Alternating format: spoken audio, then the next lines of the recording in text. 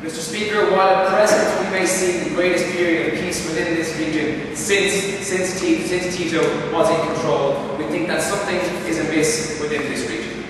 We think that when you have peace such as this, and when we cannot comprehend what has occurred here before ever happening again, we think that's incredibly dangerous to assume that this peace will always last. We think that's incredibly dangerous to think that this situation is the one that produces the best results. So what are we going to tell you? First of all, we're going to bring you our mechanism for this and tell you why this would occur peacefully. Secondly, I'm going to talk to you about the dangers posed by suppressed nationalism within this region, which we think occurs in the Republic of Serbia. Secondly, I'm going to talk to you about irreconcilable narratives that exist between these two groups of people, like Bosniaks and Bosnian Serbs, why they would be dangerous for both the psyche of the state and also when tensions rise, why they can be the spark that ignites further violence. But first of all, how are we going to do this? We think the split between the states is going to be on the current federal borders that already exist between the things. We think if it's land disputes, they can be worked out fairly reasonably. We think that there will be an ability of people within the two separate states, once they split, to return to whichever state they want, where they can stay. We think that's also reasonable. We think that the Republic of Serbia is now a fully determined state. What it wants to do with its future is up to it. Its people get to decide. Its people get to decide the fate of its nation. We think that's the mechanism, that's the factor to solve. And tell you, why will this be peaceful? We think the two present territories currently share a presidency. We think this presidency is ineffective in terms of nowhere near represents either people, given that it alternates every 6 months and has a new set of criteria and goals. No thank you for each of those 6 months. We think that's really ineffective as a presidency, first and foremost. But what we think they have shown is that when there is an ability for peace, when there's an environment that fosters it, there's an ability for them to actually cohabitate and live peacefully. I'm going to explain to you why at present this is one of these, but why it is no way guaranteed, as history will show us, and the kind of events that lead to violence sparking off. No thank you. We think that this is a measure to ensure peace in the long term. Why? We think one of the main problems with conflicts in these regions is that they were never state-on-state conflicts. They always occurred within one state, such as Bosnia-Herzegovina. That changes the rules of how states interact with each other in terms of one being aggressive. There was no way for one group to balance out the other in terms of military capabilities to deter them from attacking them. Why is that? For the reasons. One, they both share the same state, were dependent on others, and other sides had access to more power, had access to more arms. We think this changes when you split them up into two separate states. We think each are able to control their own defensive policy. We think this creates a much better balancing act. And we think balancing power between states who would be potential aggressors is the best way to ensure stability. We point to, every example that's ever occurred of balancing in history. We think the US and the USSR, we think being the main thing where you were able to balance one, even though there might be aggression within that. We think when the sides aren't dependent on each other, or dependent on the best word, or interconnected and linked, we think you get this kind of balance. Wait, sir. And I'll take quote. Hey, Adam, consistently throughout history, states which partition based on ethnic lines get into wars instead of being mono-ethnic wars or just international wars. How does your policy change? We think that states that have partitioned have usually partitioned during a conflict. We think that's an incredibly dangerous time to do that. We think that the secession of South Sudan during what was still an absolute shitfest was a really bad idea. We think we have a period of temporary peace at the moment with which we can see this succession occur quite successfully. So we're going to need some new analysis if you're going to use Sudan as your straw man to justify not doing this. Okay, so let's talk about the dangers posed by suppressed nationalism. Because throughout Serbian people's history, nationalism has always been strong. It's always simmered below the surface. We don't see it going away anytime soon. We can trace this attitude back through history, back through the theatre of Europe, where Serbia was consistently denied a piece of the pie whenever territories changed hands. They always had a sense of victimhood imposed upon them because they were never the benefactors of historical events. The fall of the Ottoman Empire, they got squat. In fact, I think they might have something taken away from them. It's shown to flare up, this flare up of nationalism is shown to be in correlation to international events. First of all, Tito's death, and secondly, the fall of the USSR. Shocks to the international system that changed the way the game is played. We think there's always a possibility for this to occur again. The most prevalent one is the economic turmoil that exists on their doorstep, which they are not engaged in. We think the Serbian economy at present has no way fully recovered from what it experienced during the 1990s. We think it's still incredibly frail, and we think that if defaults were to occur within Europe, we think the shockwave that will be sent through this region would be immense. We think you see like a more or less collapse of economies within these regions producing one of these international shocks. Like, we think that these are still possible. Like, we think that nationalism in Serbia is something that, whilst no one here might agree with, we think needs to be allowed to be expressed if it's going to exist. Like, we think it's dangerous, like, when young men like people within like these states aren't able to express that because they have an identity of like dual states, dual territories forced upon them. If you're able to express it in a clear way, we think the best way to do that is within a state. We think the best way to do that is when you don't have another identity being forced upon you. We think that creates the least violence. We think this solves the problem of nationalism that exists within these people.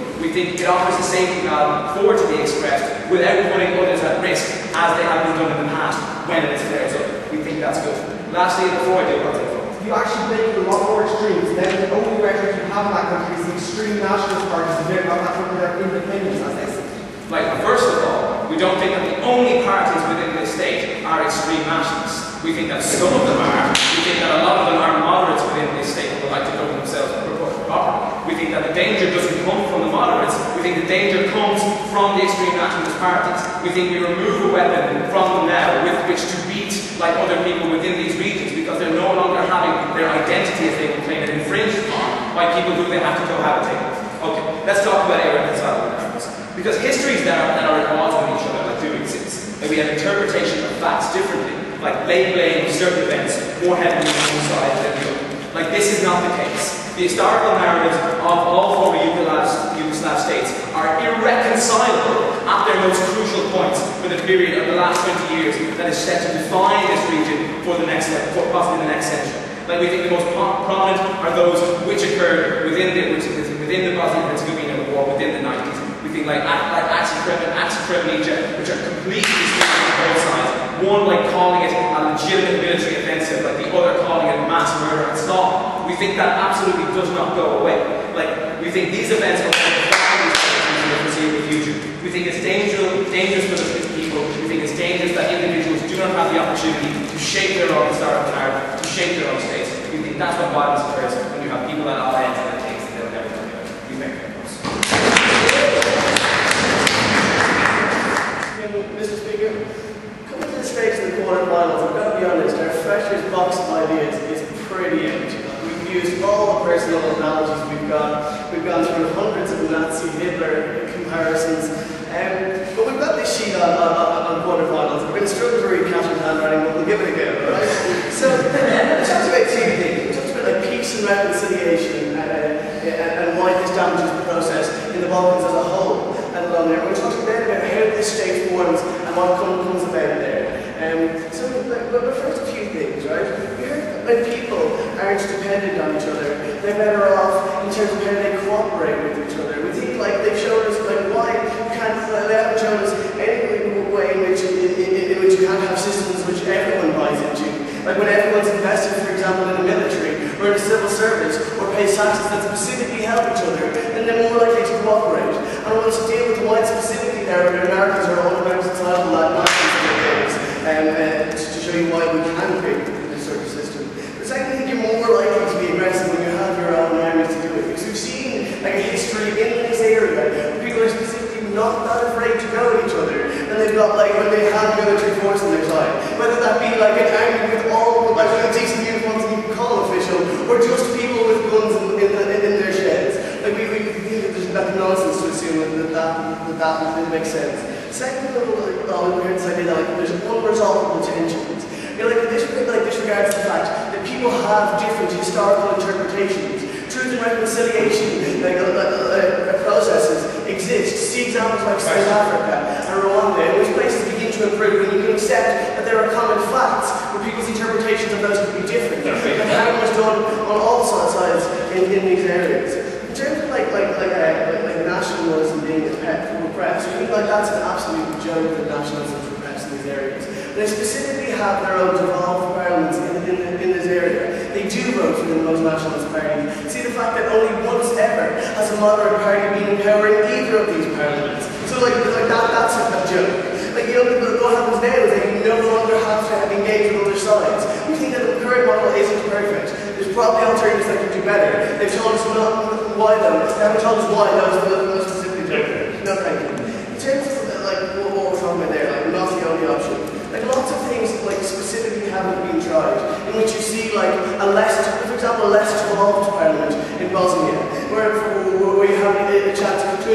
both. See the fact that that sort of thing occurs in Northern Ireland, the two vastly extreme parties now power share in the most peaceful that that's ever been. It's like an incredibly bad situation in proportion to like the conflict. You think also like devolving the powers of like the office of the High Representative in Bosnia, who can make decisions independently, means that people don't have buy-into that country because decisions are made by like former British like secretaries of state, etc. Probably just doesn't exist as that position, but you know what I mean. Like I think that you now have an opportunity for people to buy into it when we try the things. There's no reason like giving us that's make use these things won't work, won't happen.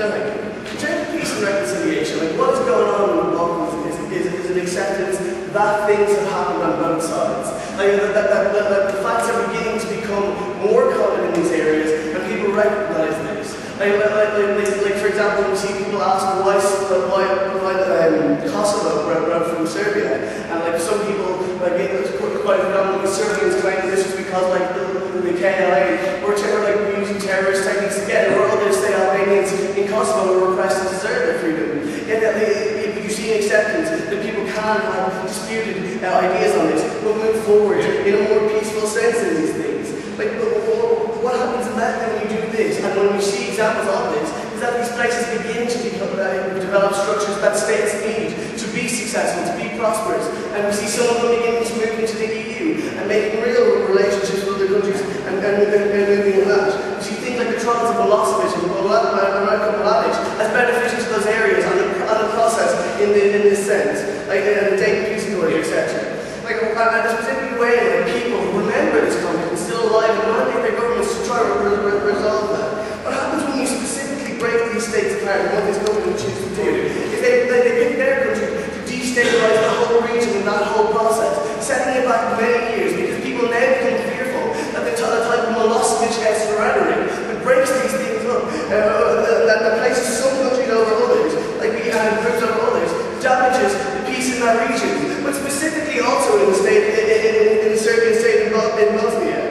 You also threaten the security of your own people, let alone the security of other people. Things you like promise to protect when you join things like the UN and sign up to like human rights, etc. Like you create disassociation with countries. Countries now have to pick sides on this. We think predominantly they'll probably pick the side that doesn't want the breakaway, so the Bosnians in this case. So we think like this particularly hamper your own chances as that Serbian state to cooperate with the other states there. Also NATO protocol, your ability to join the EU, etc. is predicated on the fact that you have to resolve these tensions and making it worse as it happens. Do people have the duty to live in a state that constructs a narrative as them being the primary enemies in the history of the war that's taking place? No, they don't. You also haven't shown us why specifically the alternatives don't work when you create a state where that doesn't happen. Like tell us that. Right?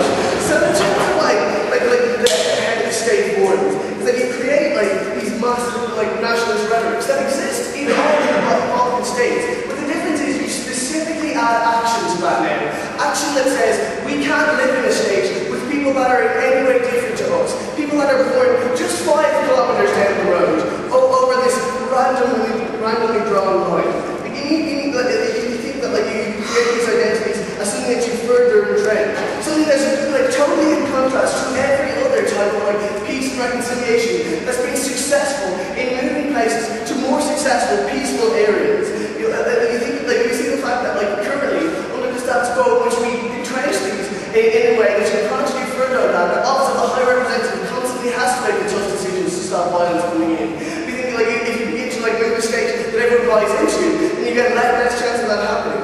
What you do is you create a state there, the Serbians say, where the Serbians in this, say that there's no way to particularly get on with these people, that they're better with them. And that's when real violence begins to occur. Because when you also like then give them armies that neither side buys into, they're probably more likely to get angry and keep going. It's for these reasons that we move to a post. Thank you. Okay, Mr. Speaker, I want to talk to you about political efficacy, I want to talk to you about cultural self-determination, and finally I want to talk about the dangers of forced unity and repression.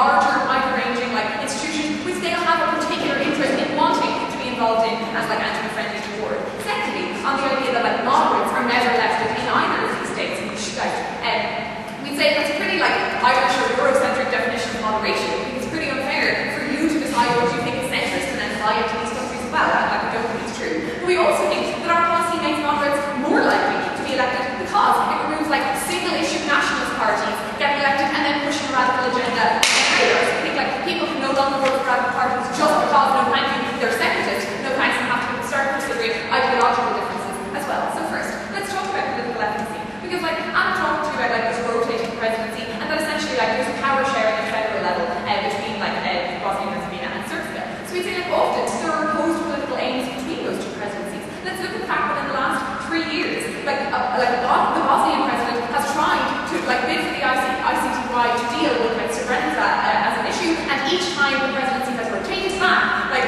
the Serbian president has thrown that bid out. So we think like no, this actually has happened twice. It's a massive problem for ICTY. They can't they're acting as a state even though their political aims are deeply opposed. So that's still a huge problem though, thanks because these tribunals are ongoing and there are still like political issues that need to come out, and the kind of truth and reconciliation we're talking about hasn't happened yet. We'd also say that like power sharing just works best in general as a temporary stabilizing force because it's not a long-term solution for functional states. Like you're like by design, no thanks, you're only represented like for 6 months of the year. Like and that's like the most representation that's allotted to you at federal level. And like it's not done no thank you on the kind of ideological basis that we expect states mainly run on. So like people are allowed to express whether they're conservative, liberal, etc. Like when they vote. Instead, like they're just represented for a lot of time, like in a specifically ethnic way, because no thank you that's considered the most important element of your representation. When we say that these states are allowed to separate, they will actually be able to have ideological discourses within their own states and have like more developed political identities. We'd also say, no thank you, self-government is more effective, but it's just limited by the like forced unity of this external policy. Like when he gives us the example of Northern Ireland, we say a shockingly large percentage of people in Northern Ireland view that solution as being pretty temporary. Like we don't think it's true, no thank you, there's widespread acceptance across Northern Ireland that power sharing is here to stay. Like secondly, on the idea of cultural self-determination. Like we say, we do respect the right of people to self-determine the kind of narratives that they believe about their history and the kind of identities that they wish to shape for themselves. And we say like Serbia and Bosnia and Herzegovina currently do consider themselves historically, culturally, and as evidenced by like a pretty efficacious like separate nation-state system that they have at the moment, which is like just overseen by this federal system. We say they do consider themselves largely nationally accepted. So look, there are like, for example, parts of their educational curriculum that are federally determined. And we say these parts are very contentious for both states. Like, no wonder, because as yet there are very few fully satisfactory accounts of what happened in the former Yugoslavia and in the Yugoslav wars. So it's like long, like really old incidents like the field of Crows still have like extremely like contentious significance for both these groups, but also like more recent things like Srebrenica are extremely difficult for those groups to determine. How do we talk about them in schools? What narrative do we essentially force our children to believe is true? But like in response to this, we think that like we genuinely don't know that there is one version of the truth. Like it's not up to us to determine that that truth indeed exists or what it might be if it did. So like we cannot simply say that like the one version that we forced you to collaborate and invent together, which neither of the two states are currently happy with, is the one true version that you should all learn. We say we have to respect like states to determine like what they believe to be historically true to the best of international knowledge, and we say that they're better able to do that if we don't force them into one homogenous narrative that suits neither. We also point out that like currently there is like a great deal of feeling among Serbs that the education system demonizes their role in the former Yugoslav wars. So we say like it's not fair for Serbs to feel like they are being brought up in a system which no thank you indoctrinates their children into believing that like by being born in a certain ethnicity they carry like historicity of having done something wrong. Like we say that it's very fair for Serbs to feel that like they would be better able to recognize what actually happened in those conflicts if they could do so in their own state, and that would better facilitate them to reach kind of like a political understanding of what may have actually historically taken place without that narrative necessarily having to be oppositional. And I go to the closing. Okay, like Sally, Albanian, Kosovars, Serbians, Croats, and Bosniaks all live in Bosnia and Herzegovina. Like Croats and Bosniaks actually share farming lands. How is it actually affected with your partition? It's a very multi-ethnic. Okay, thanks. So we say, like, interestingly enough, we were the one who pointed out that these states would be non-ethnic in response. We'd say, oh, look at the analysis we just gave us in UPY. We don't think these states are non-ethnic. We think that like we're quite happy for them not to. We think that like in general we'll use federal borders that exist because like the systems that these federal borders have like implicated have been quite effective. They've just been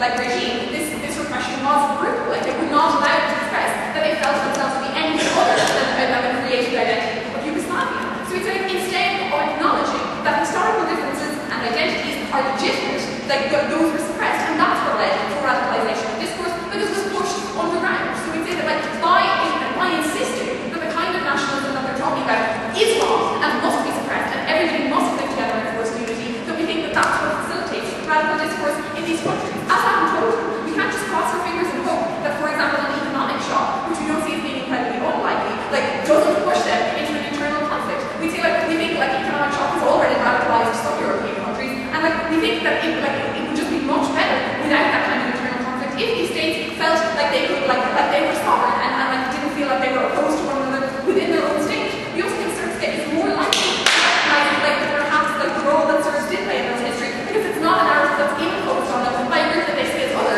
but one that they can come to on their own as a nation state. See, let's have respect for academics and intellectuals. They are like, you know, they have the possibility of developing an excellent education and construction system. We just have to grant them that possibility. For all these reasons, we're very happy to start. Okay guys, continuing the case beside opposition data, there's a lot of areas I want to look at. I want to look at the power sharing specifically and how this can actually change the development, why this isn't the only option and why it's actually a really dangerous option. Second one, I want to talk about stabilization in the region and peace and reconciliation on that, and how we do specifically within the Balkan region when we introduce this. I want to talk about state formation, the wider impact that state formation has, particularly within the region of Bosnia and Herzegovina, and finally I want to just talk about how it affects the exact systems within this area. A couple of things I want to talk about first. First of all, Sally gets up here and tells us, like, look, the problem we have is, like, the problem they're giving us is not actually fixed by that. They said the problem is suppressed nationalism. They suppress, like, what happens is nationalism when it becomes more extreme, there's no counter narrative to that expression nationalism, actually becomes stronger. When it's like, when you see the moment that like, that it isn't, the only thing that actually suppresses that is the office of the High Representative. But they actually have to stop such extremist policies that are generally deemed, that are just going to, like, that breed on previous lies that existed within this state. Previous lies people don't understand when we're in a like education system that is rationalised, an education system that looks at everything that exists and looks at both sides of arguments that exist in Bosnia and Herzegovina, then we say that these narratives get to continue and get to be more and more extreme. We say that, like, especially when we talk about this conflict was only 20 years ago, there's still such a memory within, like an institutional memory within people, within families as well as civil. Because what we actually say is, like, and also people, like we said, there's also people within, like, the Superior region who don't buy into this extreme nationalism, who are now get exposed to that with no counter-narrative at all for their rights to be protected. We see, like, what happened, let's say, like, Northern Ireland in, like, the 1960s, when it was, when the governments, when the people that were, like, the governments were born in were of the majority, like, Protestant base, and, like, the damage that was done, like, these specialists were given rights, like, to effectively ethnically violate people, especially with ethnic violations, and it's still, like, that's seen as being acceptable when they tell us that, like, the likes of, when they say, like, Srebrenica was actually just like a military conflict, and they claim that nothing bad happened, and they were totally justified in doing that. It's a huge problem when you decide to give these people their own state with minorities in it, after they claim that Srebrenica, that people still don't admit what Srebrenica actually was. We say that's really damaging in the first place. No. Okay. Right, let's move on to this idea specifically of power sharing. Because I tell us that this movement for rotation is so great, or so awful, we said the best thing is to just take that away completely. What about actual real power sharing, where all powers are involved with, like, a single government that has actors from both involved in that one government? We don't just get 6 months of policy changes and shifts that obviously, like, destabilize the country and stop it from developing. When instead we actually get stable governments that keep working, keep moving towards the right direction. When these governments can actually do policies that help both sides, rather than having policy shifts every 6 months. There's actually much better options to, like, get people involved and say get them buying into this national identity.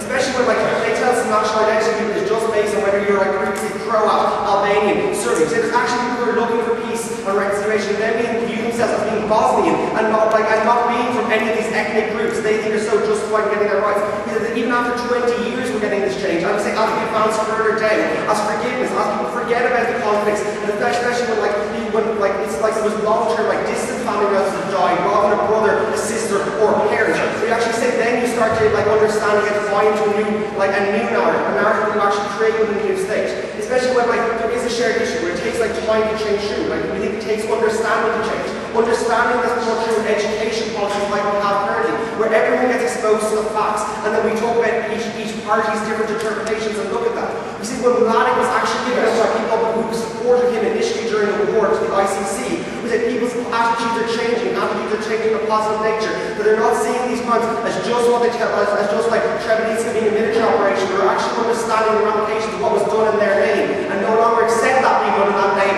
and now move on for the right cause. Okay, if you're worried about time, the field of crows happened in the 13th century. Yes, that's fine. But also in Kosovo, that issue like stands out there. We said that issue was stabilising. Now we actually get like moves of Serbia wanting to move into the EU. We said the Kosovo problem is actually like stabilising greatly and moving in the right direction. We said these conflicts were like often stirred up based when Crows were given massive amounts of powers by the Germans during World War II, the ethnic cleansing that happened after that. We say quite actually before that, the fields of Crows wasn't even that big an issue. People just linked to nationalistic ideas when extremes happen, when they get pushed towards ethnic extremes. We say when you actually feed these ethnic extremes and give them even greater narrative within regions. But in regions that are not, that were unstable in the past, we get more negatives than this side. Okay, well, moving on next, like just basic like stabilisation of state formation. We say like over the long run, like as entities move their own, we say ideological issues become more important. We say like no longer is like Northern Ireland seen as being just about like the policy of the government being about just about like whether you're like oppression. We say it's actually quite often now that we have economic policies being really important in elections of individuals in Northern Ireland. We're seeing policing issues like general state security and like the security of these people being really important. So we say like as these ideological moves on, we say we actually move away from this and we actually like move towards a more advantageous side to the state. I would say that's really beneficial for these individuals as they advance and as the state forms. A state that can now form as a true state, as a state that represents the people within. We say that's much more beneficial. We say ultimately in regards to peace then, we say you just take away all the good work we've done in 20 years. Let's face it, 20 years is a really short amount of time. And we look at what actions have been done and what benefits we've gotten in that period. We continue on the movements in the right direction. We get a lot further, and we don't get this sort of like suppressed nationalism. We get new national identities. We see people understanding new things. So like we said, Sally's message just doesn't stand there. And then moving on, like how do the other actors do this? Like ultimately we say like people who like push towards a state would insert within Bosnia, then they're like gets to devolve power from the OHR and no longer has to listen to just the EU and everything, and now actually get to like might make movements will be able to rationalise themselves and maybe even join the EU in a positive way. That's really positive. So you're not going to get to join the EU if you're such a nationalist extremist party, especially that's regressing under sides of like not committing genocide. Like I said, like the Turkey's outlook on Armenia is like a massive issue for them. I always say that's even worse than the ethnic examples you get here. You always say it's like, especially individuals within this region now are going to have any views they have or any hope they have being represented by a power sharing government suppressed and have no option to actualise themselves. Particularly like people who deem themselves as like Albanians or Croats within this region, who now like have a dominant like religious attitude towards them as well as just a political attitude. So that's really damaging for Albanians specifically, who see themselves suppressed Muslims now within this new state form, which we say is also damaging for like Western views, like views of the West in general as well. Especially when you no longer have the check of the OHR to move in the right direction and stop extremist policies within the state now, really damaging. On top of that then, like how does it affect Croats and Albanians, or even like people who deem themselves as Serbian within one like the state that like is Bosnia and Herzegovina now?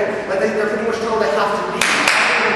They have to move towards the state if they want to ever see themselves as Serbian. We said that's really negative. They can no longer be within the Bosnian state and identify themselves as what they are. We said that's like another massive harm to the Bosnian state. So if you want to put this harm, then fine. We say you shouldn't want them. We oppose. When a state systemically demonizes your people, when it systemically misrepresents history in a way that increases tension and violence across the entire region, you not only have a right to secede, you have every duty to exercise that right. Two things in extension. Firstly, the right to secede, when it's activated and why this is a case where it actually should be used. Secondly, the voluntary impacts of this on peace within the region, why we think that massively misrepresents the actual situation in the Serbian Republic as it stands today. Before that, there's a few points about that don't fit into the rest of my extension. The first thing they tell us is, what about the Croats and the Albanians? Let's know that the Croats and the Albanians are much more willing to live in this state than the Serbs are. So even if we are going to push them up, we tell you that's a worthy cause to have if the price is allowing 90% of people in that region to live in a state that they can call their own, right? So we think that's just because they are willing to bear. And in many cases, the hostility does not lie between Serbs and the Croats and the Albanians, right? The hostility lies between Serbs and the Bosnians, we see controlling the American way it's hostile. So we don't think there will be reprisals on these groups even if they are split up into separate governments. So we don't think that's a major issue in today's debate. So first extension, therefore, the right to secede. We tell you that nation states ought to be boundaries of identity and that people ought to have a right to choose their identities to define nation states along these lines. The problem today is that the current state as of Bosnia and Herzegovina does not allow people to represent their identities in any fair way. Why is this the case? Firstly, we look at accidents of history, which are legitimate basis upon which to say I am different from people. All states are based on accidents of history, which have a moral right to attack you, to say that these are different enough for you to want to live in a different state. Right? Many Americans think that, the signing of the Constitution and the American Revolution are great reasons for them to be in a state. There's no state of people don't associate historical basis. That's the first thing I just wanted to point out. But what specific history I'm talking about? We're talking about the counter-massacres that occurred after Dayton. The problem with the Dayton Agreement is that it made no provision for protection of both ethnic groups in that region, even after hostilities technically stopped. So what happened was that even though the ICTY in fact considered indicting a bunch of Bosniak generals and a bunch of Bosniak leaders for engaging counter-massacres against the Serbians in that region, they weren't able to do so because the international community was largely against that. That's why Richard Goldstone, the first prosecutor of the ICTY, has recently come out and said he does not think that many of the trial processes were fair. They were in many ways biased in fact towards the Bosniaks and neglected many of the counter-massacres that occurred. These are things that exist in the nation's history that they ought to be able to associate on the basis of. But why is the state not giving them enough avenue to express this? Because of one opening talk to you about, I want to talk about a lot more. It's the kind of policies which the state controls. Taking a moment. Look at education, for instance. The fact that education is centrally controlled means that today Serbian children go into classrooms and read about the massacre at Srebrenica, they read about the shelling of Sarajevo by General Galic, but they never hear about how they suffer themselves. They're forced to live their entire life knowing that they were the ones responsible for all the massacres without knowing how they have to protect themselves and how they themselves were victims. That's the sense of identity in nationhood that they are missing or that's being taken away from them by government and gives them no leeway to construct a national narrative that's meaningful for them. Yes? You want to push people out of this new state and don't fit the ideological profile. This is the exact ethnic cleansing ideas that came from philosophy as in order to push people out of the Serbian state was created. Firstly, we are pushing them back, if you want to use that term. We are pushing them back into Bosnia and Herzegovina, which has no fight with Croats and these people, right? So I don't see who's actually going to do the massacres. In any case, if you think massacres are so bad, we tell you, we're pretty good at stopping them. NATO has gotten a lot better, and let's see how the conflict actually ended. We're not espousing mass killing people. So that's the first problem of education. But the second problem is that the entire structure of the state is heavily consociational in nature. That means it divides power up among different ethnic groups. Why is that very problematic? Because the vast majority of ethnic groups basically support the Bosniaks in their attempt to demonize the Serbs, because they were in fact victims to a large extent of what the Serbs did. That means that the entire nation is consociational and forces structures that systemically alienate these individuals. That's why you see violence happening, right? And furthermore, consociational parliaments are especially bad, or organizations in general are really bad, because they enforce racial or ethnic lines. They say, you belong to this group, and your only representation comes in the form of the entire government is structured. And because they are unfortunately a minority in this region, they have no control over the kind of policies that they ought to have control over, right? And then they say, but if we let them, won't they just construct their own vicious counter-narrative? We think on balance, we solve that problem a lot better than you do. Why? Because the entire global narrative that the Serbs were always on the vast majority of instances the bad guys is actually false and heavily biased, and we want to deconstruct this. Why? Look at how the ICTY, for instance, had hideous mistrials of individuals like Dusko Tadic. In this stark case of witness L, who said he saw Dusko Tadic raping 26 women and killing his own father, until the prosecution brought his own father to court and said, if this guy did kill your father, this guy, right? And this witness L was forced to deny that this man was his own father, even as his father was hugging him. The kind of vicious mistrials that occurred have massively skewed the entire narrative of who was responsible for these things. Look how Milosevic, through an accident of history, unfortunately, died before he could mount his defense. So we saw thousands of pages of prosecution evidence that no one ever had a chance to rebut. So we think, on balance, given that the narrative is only so skewed against these individuals, if they are going to, let's say, have a new educational policy of their own, which emphasizes that they were victims, it's still fairer than it is in a prison. Because it's very, very hard for them to deny that they didn't commit atrocities, right? So if they can't do that, at least give them the opportunity to give a counter-narrative that's meaningful to people. That's the first thing I want to talk about. They try to know that this association of ethnic identity is always bad. That's not true. Otherization on the basis of ethnic identity is always bad. And proximity sometimes false otherization. That's exactly what we see happening right now. Secondly, therefore, how does this actually increase peace within the region? Tell you, currently, right, you see the current Serbian government heavily in support of these individuals. Individuals like Tomislav Nikolic and Ivica Dacic, who in two of their foreign election speeches actually said join this nation, right? But we understand this very much reflects the narrative of the entire Yugoslavian conflict, where we say we need to go into these regions to protect these individuals. So if we want to reduce the conflict of violent geopolitical conflict at a time when the Serbian government is becoming more nationalistic, the solution is to give them at least some kind of basic concession and admit that they have a point in saying that the international community is treating them unfairly and that the current Bosnian government or the current government of Bosnia and Herzegovina is not treating these individuals in a fair way. So it will increase the likelihood of violence. Furthermore, if you look at groups within this region that are becoming more nationalistic, look at groups like Alban's Tigers and Frankie's Boys, who name themselves after Milosevic's most violent paramilitaries, but putting roadblocks across certain regions in an attempt to prevent the state from exercising effective control over these regions. That's the kind of violence we see happening. Clashes with NATO peacekeepers who attempt to retain the unity of the state. Those are the kind of things that we stop under our flag and that you perpetrate. We are very proud of.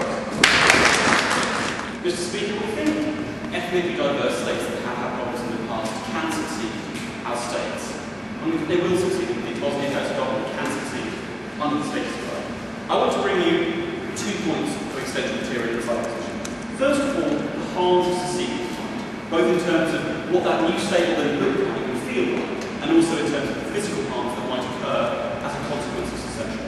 Secondly, I want to talk about why the state can work in direct contention with what the federal position can say.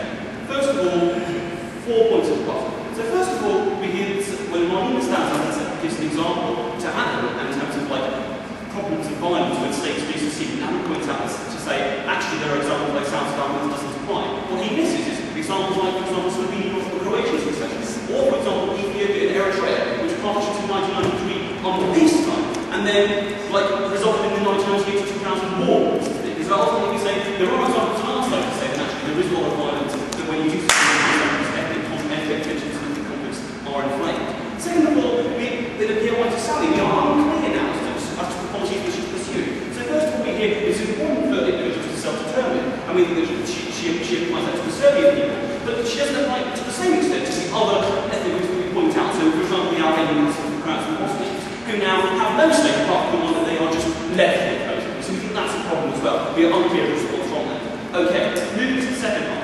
So we think it's quite a clear response to say, if there's a massacre, we'll just leave the NATO thing. It would be a better response from the government as to what we would do if this happens. But second of all, the problem he points out, right, is that now state controls the policies of things like education, and now people are told, Serbians are told, that they are responsible for the massacres, right? Okay, but this doesn't really change, right? Even if you apply that policy, right? Because now you have 2 states applying 2 separate narratives to their like respective individuals, right? So what you get is 2 different narratives that glorify their own side, right? So the Serbians say, oh, it was we were the ones that were victimised, and the other side says, oh, we were the ones that were victimised, it was their fault, not ours, right? So now you have 2 opposing narratives on states that are bordering each other, which they are told, they are educated under their system to hate the other side, to hate that all the problems that were caused in the past was by the other side, not by ours. It's a very poor way for a state to teach the citizens, and a very poor way for states to interact on a basic level, and the individuals, when they are taught this, will learn to hate the other side even more than they currently do, with being diverse and having friends who are the other ethnicities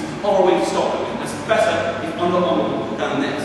First of all, enhance seceding, long-term effects. What they phrase as self-determination, we phrase as partition based on the negative conception of other ethnicity.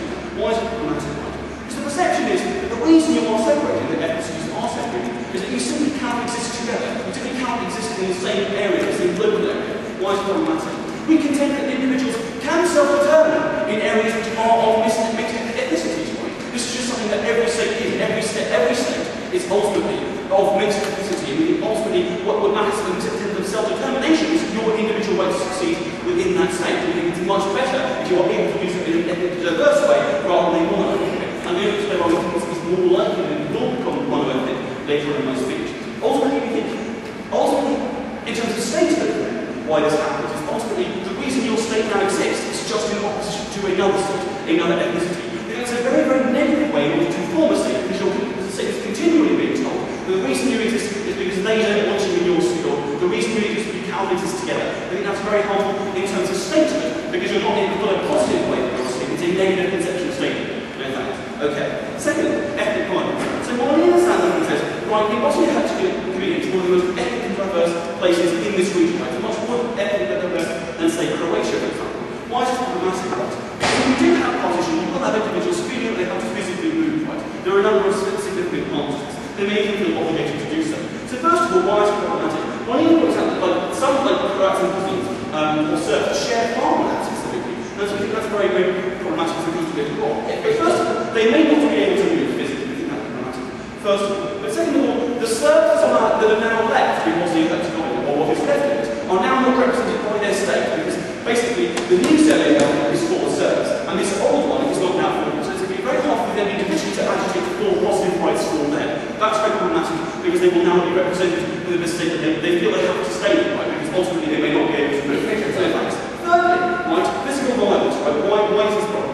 First of all, because now the perception is that because you have a land of your own, the Serbians now have a place to go, you should probably go there, and the other ethnicities would probably buy into that, given the nationalities that we've had open. Why is it problematic? And what were an example of this, for example, Mr. Speaker, India-Pakistan division, right? Where Muslims and Hindus had to walk literally thousands of miles across borders in order to find their homeland, because they were told, you have to go here if you are of this ethnicity or if you are of this religion. I think it's comparable to this example, right? Why is this problematic? Because we have huge ethnic conflicts in this partition, right? There were Muslims and Hindus fighting in the streets all over India as a consequence of this, because they were told they didn't fit in with this new state. And that has had very long-term consequences for this partition, right? For example, they're still fighting against Kashmir, for example. Right? So these states still haven't resolved the problem on this partition because of ethnicity going. Even if the barriers in the opposition, despite increased involvement in the international community, why is that worse than suppressing those barriers and suppressing those? Look, because we think that you can access these narratives now already, but you can do so in a diverse way, rather than simply in a non-ethnic way, right? In terms of the state telling you this is what it is because it is founded on the idea that it is opposition to another one. Why does state can work? First of all, it's working now. Alan points out in the beginning, he says, okay, it's working now, but ultimately it's bad because it might be bad later on. We don't think this is a logical reason as to why we can probably do something that would probably create a lot of harm that I've already talked about. First of all, because now different ethnicities are working together, foreign to the whole of the region is dropping. We are working together for common goods and for the economic success of the region. We think it's dangerous to change something that is working. Second of all, other mechanisms. Examples of power sharing in Rwanda are working really well. What they say here, what's important, is that ethnicity does matter, right? But we are using it in a positive way. We are building it together. We are building on one nation representing every ethnicity equally, rather than using it in a negative way, by saying we simply cannot exist together, and so you have to go over there, you have to be on your own because we simply cannot exist together. We don't think that's, we don't think ethnicities are just simply incompatible, we just think that's a lie, that's false. Thirdly, Tito's Yugoslavia was successful, right?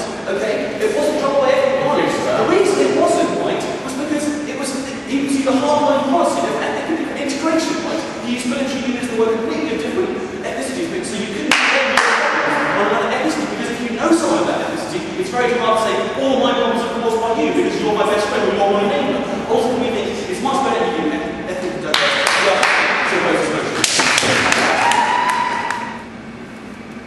The question of debate is not, can Bosnia and Herzegovina continue as they are without some kind of catastrophic collapse? The question is, what is the more just solution, both for Bosnian Serbs and for the people of the region? And which of the two scenarios we can bring about is more likely to lead to violence, to the recreation of the kinds of horrible wars Yugoslavia experienced in the late 90s?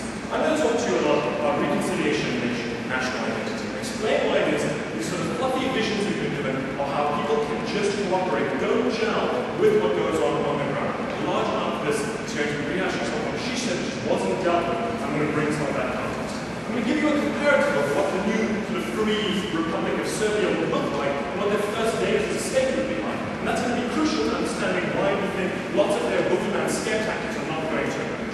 Finally, I'm going to talk about some issues of security in the region. Before that, one point of rebuttal, just to clear up this notion that we're going to cause counter-massacres by pushing people out.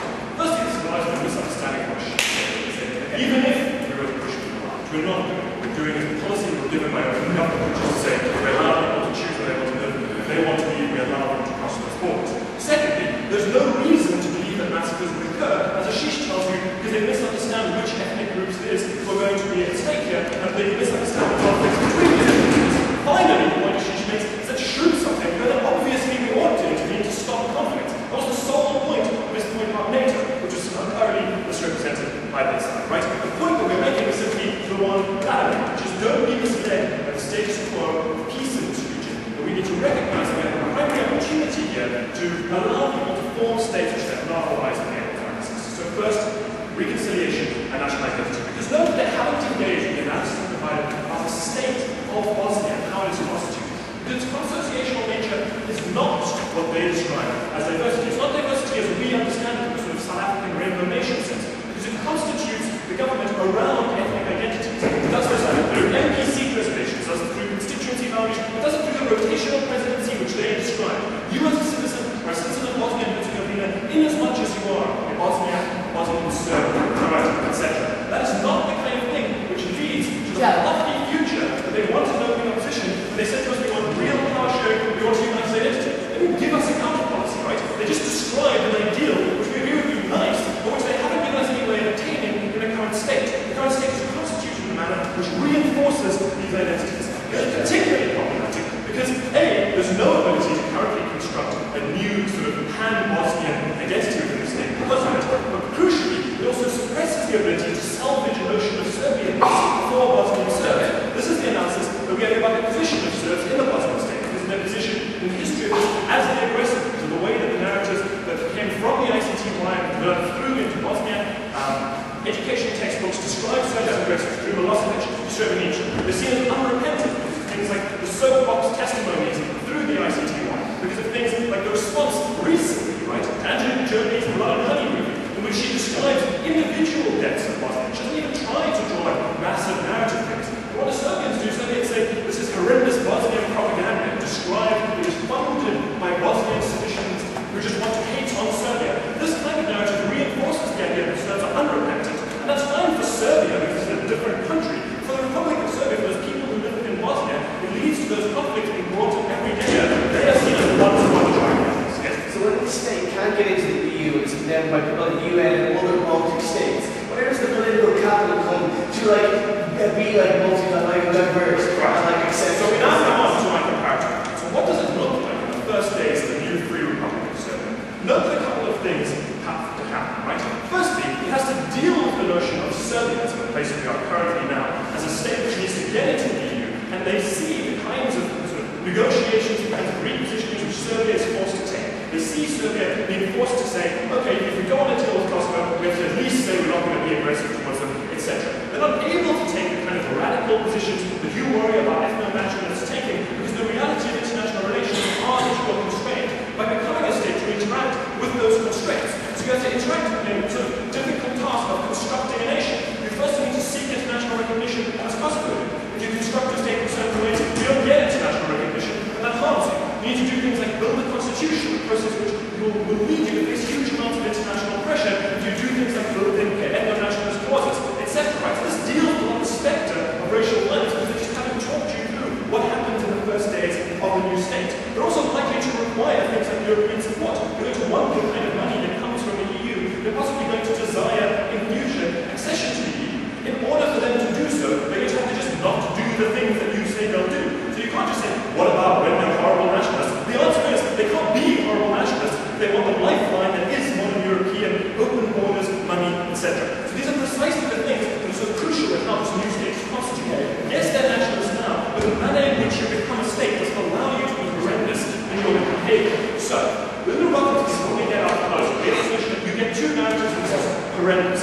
Firstly, the notion that you're educated to hate people misunderstands how the current educational narrative works. It doesn't respond to some of the stuff that we told you about how the education system in Bosnia constructs certain problematic. Crucially, what it doesn't deal with is the cognitive dissonance which results as a Serbian child when you go to school and are told you are horrible, and then you go home and your parents are like, no, Srebrenica, which is a reasonable move, which is like the only logical thing to do at the time, right? What that does to Serbian children is it brings them up to understand that others are against them. It brings them up to recognize that they are the ones who are in danger. This kind of narrative is the kind of thing that you can change when you are being constantly assaulted by other people. So yes, there are different narratives, but give me reasons to believe those narratives are constrained by the natural processes of building a state, and I've told you, they haven't compared it to the current status quo. So we just don't think that this existence of different narratives, which exists in any time you have two different states with different histories, like try talking to French about some parts of English history, we don't think that alone causes wars, right? Like, different narratives alone don't cause wars. What we've talked to you about does cause personal violence between groups. Finally, for points of security, not responded to open government about how this balances out conflict. You know that a crucial reason this takes place is when you have a border and you have an army where you can suppress things, it stops things like private militia conflict. to their own hands. Crucially, it also removes one of the main motivations in the Yugoslav wars, the idea that you need to intervene to protect Bosnian Serbs as Serbia, right? The sort of Sudetenland justification. Because now it's a distinct country, and if it behaves belligerently, it's taking responsibility for that belligerence. So not only is this better in terms of actually giving people the right to construct an identity, it's better because Bosnia fails in reconciliation, and it's better for us to be happy with this. Ladies and gentlemen, on side opposition, we preference individual rights over bizarre, abstract conception of self-determination and a bizarre abstraction of group rights, which we simply don't agree with. We think we've gotten no justification by side proposition as to why the individual is better under these models, as opposed to why the group is better under these models. In my summation, I'm going to show you two things. First off, I'm going to show you how the partition would play out. It's incredibly important seeing how the new state would carry on. This is a direct refutation of what Joe says, the new days on the horizon of these states. Second, I want to talk about how multi-ethnic states work. Specifically, why mono-ethnic states are a very bad thing, multi-ethnics are good. But first, we want to talk about the fact that partition is typically a violent act, something that Sally and Adam aren't willing to concede when they start their speech, right? So the Prime Minister starts his speech saying, it would be really good to do it now because it's a very, very peaceful time. Then he says, oh yeah, and then we're going to partition, and everyone's going to be totally kosher with that. This is crazy.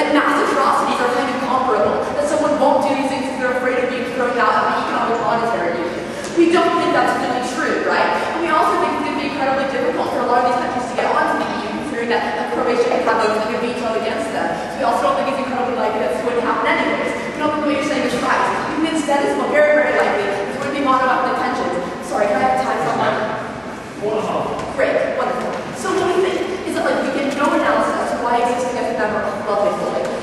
We don't ask us why that's the case, because that's completely rubbish on their side.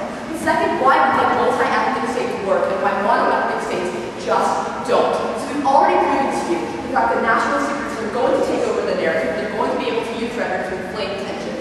The vast majority of these states, however, are multi-ethnic. So then when I POI Sally and I tell her about all of the different ethnicities which exist right now in Bosnia and Herzegovina, and she says, oh, but then you triumph the mono-ethnic view, and we don't actually know what that means. Like, does she want to partition all these into little states? And does she want all the Albanian coastguards to go back to Albania? We're not entirely sure. So when David brings up his point, the fact that people are going to have to leave, then Joe says in response to that, no, we're not going to force them out, they're going to make them choose. That's not our issue, guys. We're not worried they're not going to choose. We're worried that their neighbors aren't going to want them living next to each other because of the fact that they're seen as not being the same. And the point that they're seen as not being the same, they're equally seen as not being part of that state and an equally contributing member. What that means effectively is that people are unable to actually exist within that state. Then David tells me about the fact that it's going to get really, really bad for people when they're on the wrong side. Because they're going to have a very difficult time agitating for rights. In Bosnia and Herzegovina, as an Albanian, then they're not Bosnian. We think that at the point that you do this, it's much worse for these people. We think that the logic is there are massive ethnic barriers and we're afraid of militarization. So instead what we're going to do is we're going to make smaller states, we're going to give them the own power to create nationalistic narratives, and we're going to hope that it gets better. We're not going to have integrated education systems where people have to learn about the same things together. We're not going to have these issues, right? So the French and English example is simply not comparative, right? So power sharing is a much better example. Reform is a much better example of how this could work, how it should work. We think that the EU stopping them from the genocide is a really, really silly example. We don't think it's true. We think that Srebrenica was one of the worst atrocities of the last 100 years. Under side proposition, you are much more likely to have something like that happen again. Because people define themselves not by their life in a state, but by their life in an ethnicity as opposed to another ethnicity.